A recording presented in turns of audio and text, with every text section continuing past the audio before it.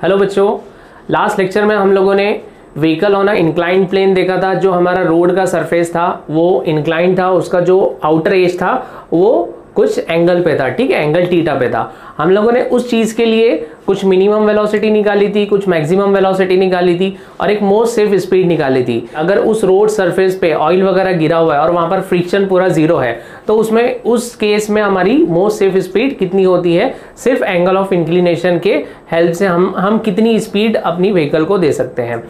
अब यहाँ पर हम एक नया टॉपिक देखने वाले हैं जिसका नाम है कोनिकल पेंडुलम। हमारा न्यू टॉपिक है कोनिकल पेंडुलम। पेंडुलम तो हम सभी को पता है कि एक स्ट्रिंग होती है, फ्लेक्सिबल स्ट्रिंग होती है जो इनस्ट्रेचेबल होना चाहिए और वो फ्लेक्सिबल स्ट्रिंग को एक मास अटैच्ड होता है जिसे हम बॉब कहते हैं, ठीक है, बॉब ऑफ द पेंडुलम कहते हैं। उसका एग्जाम्पल, अब कोनिकल पेंडुलम कब उसे कहा जाएगा उसका एग्जाम्पल मैं आप लोगों को बताता हूँ। तो कोनिकल पेंडुलम का ये एग्जाम्पल देखते हैं। यहाँ पर ये एक स्ट्रिंग है जो कि इनस्ट्रेचेबल है, फ्लेक्सिबल स्ट्रिंग है और यहाँ पर ये जो मास दिख रहा है तो ये हमारा लाइक बॉब है, ठीक है। तो जब ये कोनिकल पेंडुलम, ये जो पेंडुलम है, ये पेंडुलम जो हैंग्ड है यहाँ पर बॉब, तो जब ये इस डायरेक्शन में इस तरह सर्कुलर मोशन में इसे हम घुमाएंगे तो देखिए हम लोगों को दिख रहा है कि ये ऊपर से जो शेप बन रहा है, ऊपर से ये कोन का शेप बन रहा है, ठीक है, ये कोन का शेप बन रहा है। तो जब ये हॉरिजॉन्टल सर्कुलर मोशन करता है तो ये एक कोन शेप बनता है, तो इसलिए हम इसे क्या कहते हैं, कोनिकल पेंडुलम, ठीक है।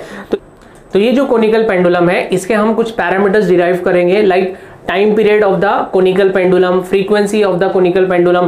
टाइम पीरियड का हम लोगों ने सर्कुलर मोशन में स्टार्टिंग में एक फॉर्मूला देखा था, t इज इक्वल टू, या फिर जो स्टार्टिंग में omega is equal to 2πn, ऐसा एक फॉर्मूला देखा था। यहां पर n क्या होता है, n होता है फ्रीक्वेंसी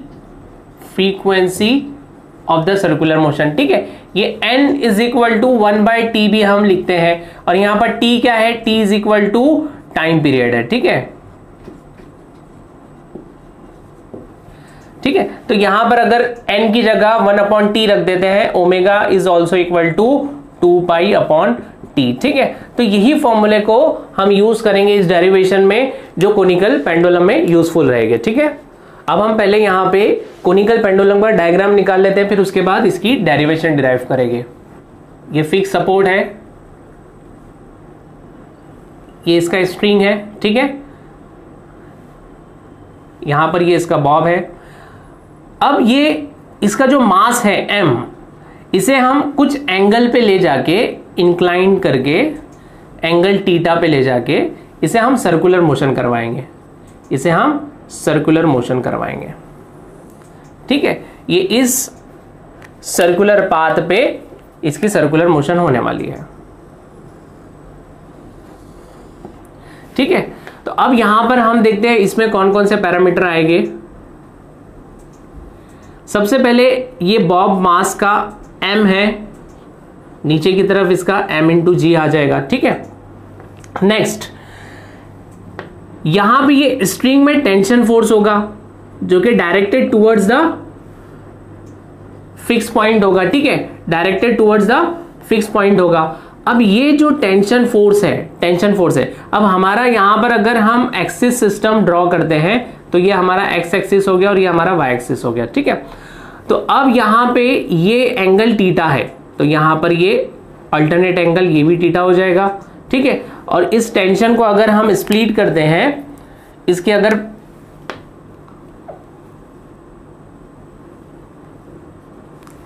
इस टेंशन को हम स्प्लिट करते हैं और यहां पर इसके कंपोनेंट निकालते हैं तो इस डायरेक्शन में t cos थीटा मिल जाएगा और यहां पे t sin थीटा मिल जाएगा, ठीक है।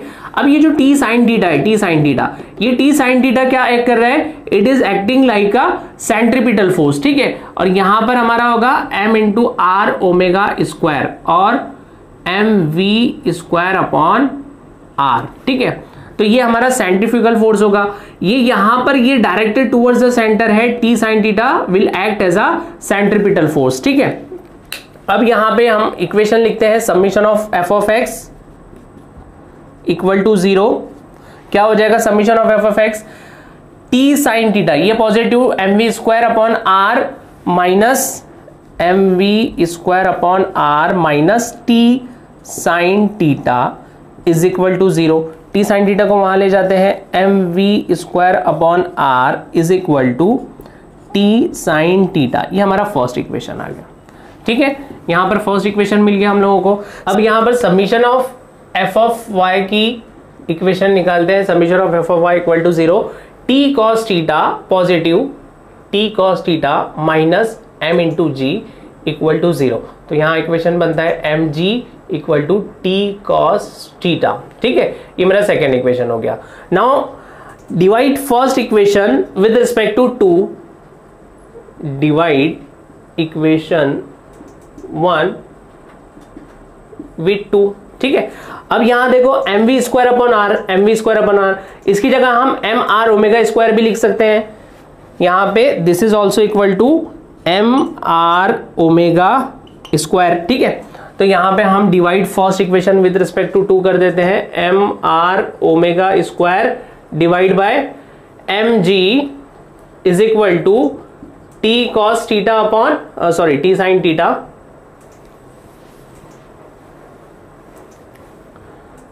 T sine theta upon T cos theta.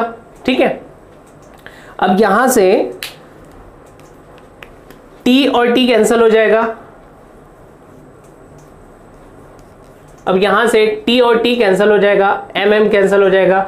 यहां क्या बच जाता है, omega square is equal to G, यहां पर जाके g साइन थीटा हो जाएगा और यहां पर r यहां आके मल्टीप्लाई हो जाएगा, r कॉस थीटा हो जाएगा। ठीक है, यहां तक क्लियर है, ये इक्वेशन हम लोगों को मिल गया।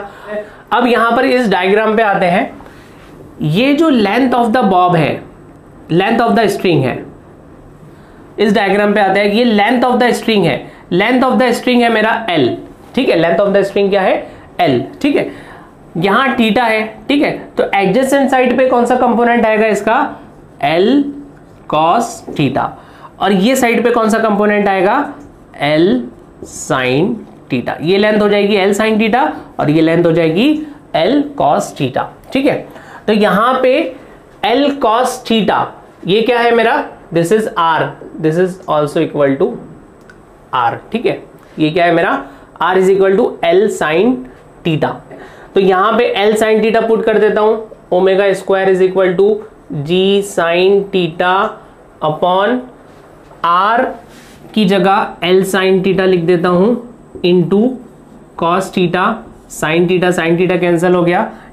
अब यहां पर ओमेगा स्क्वायर हटा देंगे तो यहां पर रूट आ जाएगा, root of G upon L cos theta.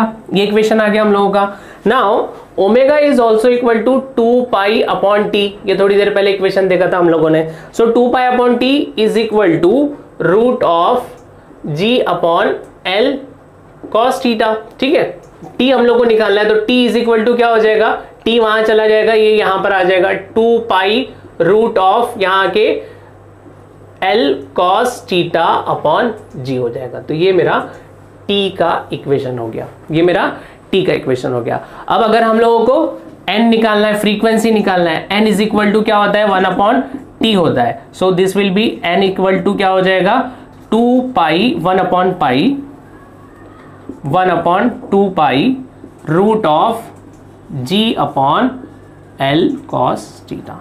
ये मेरा फ्रीक्वेंसी हो गया। ठीक है, तो यहां पर time period of the Bob, time period of the conical pendulum and frequency of the conical pendulum की 2 इक्वेशन हम लोगों ने डिराइव कर दिया। ठीक है।